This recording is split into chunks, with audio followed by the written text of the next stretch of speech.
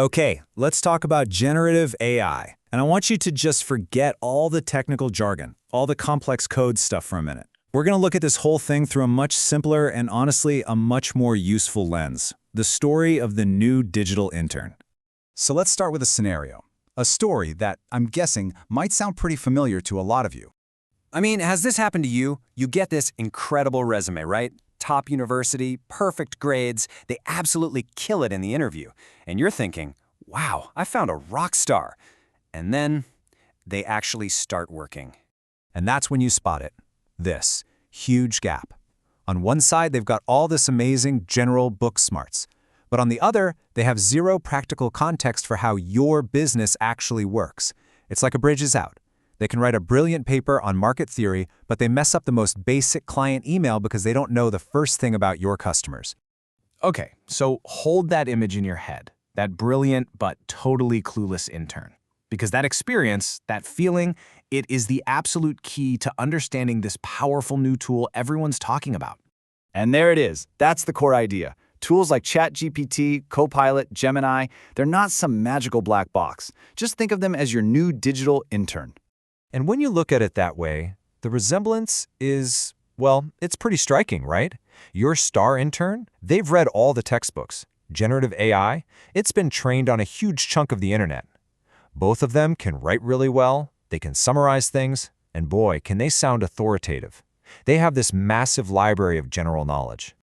But, and this is the big one, just like that intern, generative AI has a critical and, honestly, a potentially dangerous blind spot. It knows a ton about the world in general, but it knows absolutely nothing about your world. I mean, think about it. It has never spoken to one of your clients. It doesn't know your internal processes. It has no clue about the little quirks and nuances of your specific industry. It has zero real-world experience where it actually counts for you. And that leads to a really serious problem. It has no idea how to say, I don't know. Instead, an AI will just make stuff up. It'll fill in the gaps with things that sound plausible, and it will deliver that information with 100% confidence. This is maybe the most important thing to get. With AI, how confident it sounds has nothing to do with how accurate it is. So once you realize that, the whole game changes. The challenge isn't the technology itself, it's how we manage it.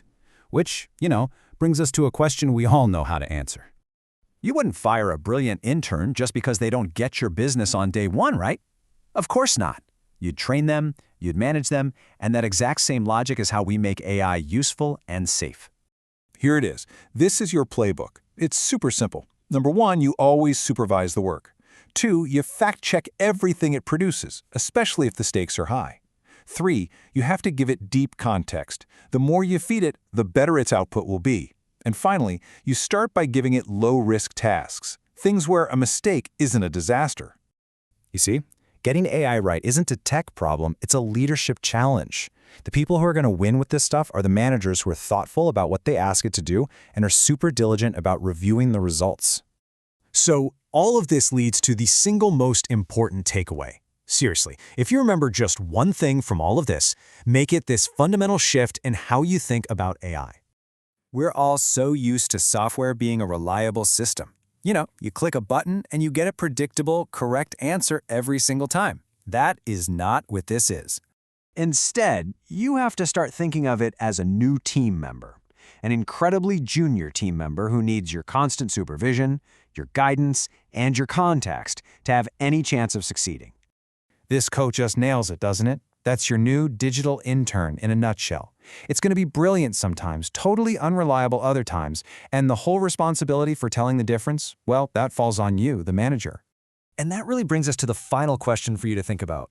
Looking at your own work, your team, what are the simple, low-risk, but maybe high-value tasks you could give to this brilliant, clueless new team member, like today? Because that right there is the perfect place to start.